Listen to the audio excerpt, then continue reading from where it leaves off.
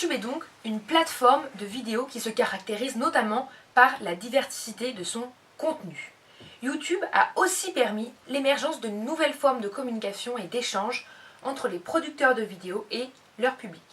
Il nous a semblé donc important d'étudier le rapport entre producteurs et public sur certaines chaînes. Pour cela, nous avons décidé d'analyser les commentaires des vidéos au contenu historique des chaînes Aurore Humanum Est et Nota Bene. En fonction des commentaires des internautes, on peut déterminer si la personne découvre le sujet ou si elle est spécialiste. On peut donc supposer que la personne qui découvre le sujet va remercier le vidéaste dans les commentaires, alors que la personne spécialiste aura forcément un œil plus critique. On trouve plusieurs types de chaînes de vulgarisation scientifique historique. Certaines sont très sérieuses, comme la chaîne de Nota Bene, d'autres sont plus humoristiques, comme la chaîne Aurore Humanum Est, qui relate de faits historiques tragiques de façon humoristique et cynique. Les vidéos de Aurore Humanum Est traitent donc des épisodes sanglants de l'histoire, comme le massacre du Luxor, les sacrifices humains pratiqués par les Incas, les méthodes d'exécution de l'éléphant, ou encore les expériences pratiquées par l'unité 721 en Chine. Pour illustrer son propos, le youtubeur de Aurore Humanum Est réalise des vidéos d'animation avec des petits bonhommes, donc assez simplistes, mais en même temps très travaillés et qui permet finalement d'avoir une idée assez cohérente de l'événement historique. Ces vidéos rencontrent un certain succès puisqu'elles sont suivies quand même par 300 000 personnes, certaines peuvent atteindre les 600 000 vues et d'autres n'en font que 200 000. Il y a donc une base assez conséquente de spectateurs de cette chaîne YouTube qui montre le succès de cet outil de vulgarisation. En outre, on voit que le public apprécie. Il y a quasiment 10 000 likes et 100 dislikes par vidéo.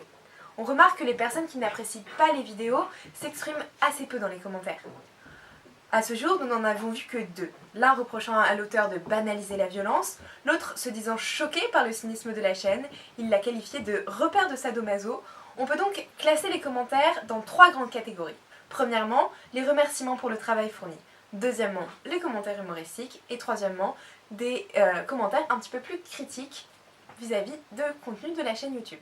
D'abord, une grande partie des commentaires remercie l'historien-auteur pour son travail, sur le fond comme sur la forme. Beaucoup sont surpris par l'horreur des faits décrits dans la vidéo, mais disent apprécier l'humour noir. D'autres saluent la forme de la vidéo et les évolutions que la chaîne a connues.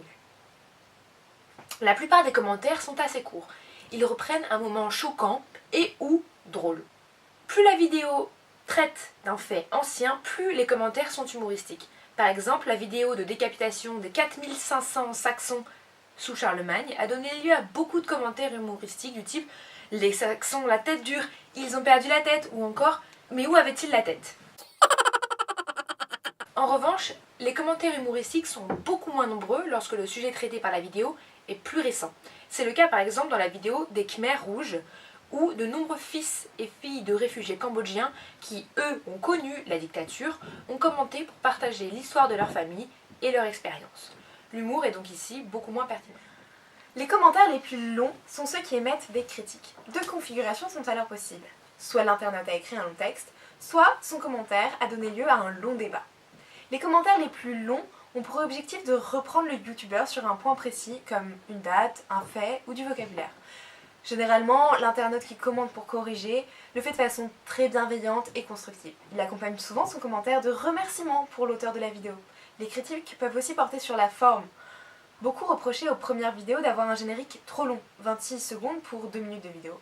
Et les plus récentes d'avoir un générique trop court, 14 secondes pour des vidéos d'environ 2 minutes. D'autres critiques sont encore plus polémiques. Dans une vidéo sur l'esclavage, un internaute s'est indigné du fait que le youtubeur ait omis de parler de l'expulsion des fermiers blancs en Afrique au moment de la décolonisation. L'auteur de la vidéo lui a répondu en disant que la comparaison n'était pas pertinente. Ce type de débat peut rapidement s'envenimer. Les sujets polémiques ne manquent pas: la religion, le communisme, l'esclavage, la colonisation, la torture.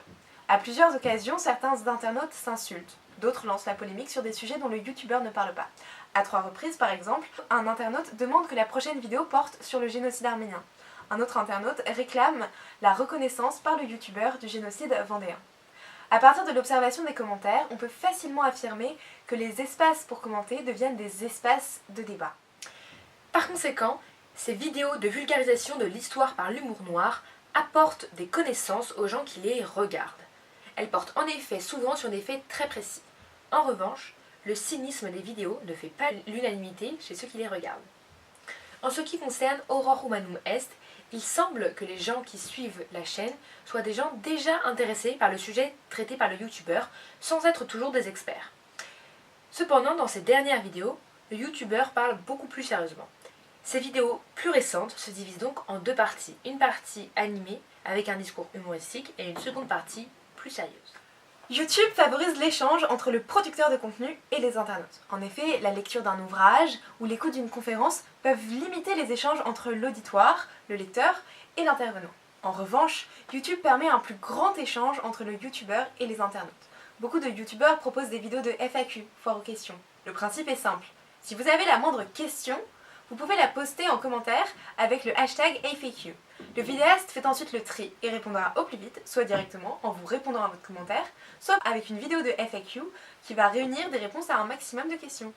Le succès des vidéos de vulgarisation historique confère aux youtubeurs une certaine légitimité.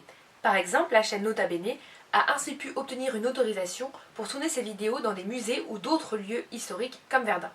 La notoriété aidant, les youtubeurs sont parfois invités en tant qu'experts hors du contexte de YouTube.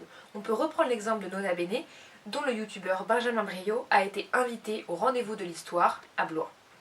La revue L'Histoire est revenue sur ce phénomène et avance plusieurs thèses pour expliquer leur popularité.